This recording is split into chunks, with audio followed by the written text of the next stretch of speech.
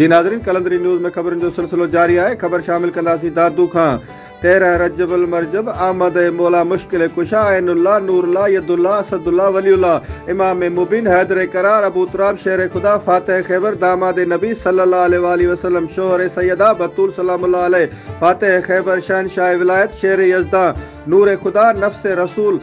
Shah Najaf Babil इल्म नायब रसूल सल्लल्लाहु अलैहि वसल्लम बाबा हसनैन हैदर करार इमाम मुत्तकीन इमाम अव्वलीन मुश्किल कुशा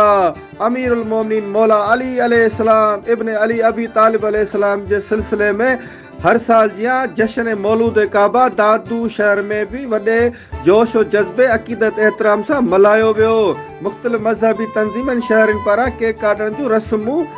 ऐं मजलिसूं थी गुज़रियूं। ख़ुशीअ में मज़हबी तंज़ीमनि जे अॻुवाणनि पारां रैलियूं अलम पाक जे सायनि में बरामद कयूं वयूं। हर हंधि मिठाइयूं ऐं मिठे शरबत जूं सबीलूं पिणु विरहायूं वयूं, जंहिंमें मरकज़ी अंजुमन हैदरी ऐं असगरिया इल्म व अमल तहरीक पाकिस्तान पारां इमाम बारगाह हैदरी खां सैयद फिदा हुसैन शाह काज़मी सैयद हामिद शाह मुश्ताक हुसैन ऐं ॿियनि जी अॻुवाणी में पैदल रैली बरामद कई वई, जंहिं ते अंजुमान मोहबान अहल बैत व मोहबान फुकरा पारां मकान फैज़ दरिया शमसी जे अङण ते सैयद अज़हर अली शमसी सैयद मेहदी शाह शमसी सैयद मोहब्बत शाह बुखारी ऐं ॿियनि जी अॻुवाणी में केक काटण जी रस्म खां बाद रैली बरामद कई वई। बाद में मकान फैज़ ते लंगर न्याज़ तक़सीम कयो वियो। ॿिए तरफ़ बुठमाला में हवेली सैयद नियाज़ हुसैन शाह ते भी केक काटण जी रस्म मल्हाई वई ऐं रैली सैयद अली रज़ा शाह जी अॻुवाणी में बरामद कई वई, जॾहिं त आलमी रूहानी तहरीक अंजुमन सरफरोश शाह इस्लाम पारां आस्थाने खां मरकज़ी अॻवान अमीर मलक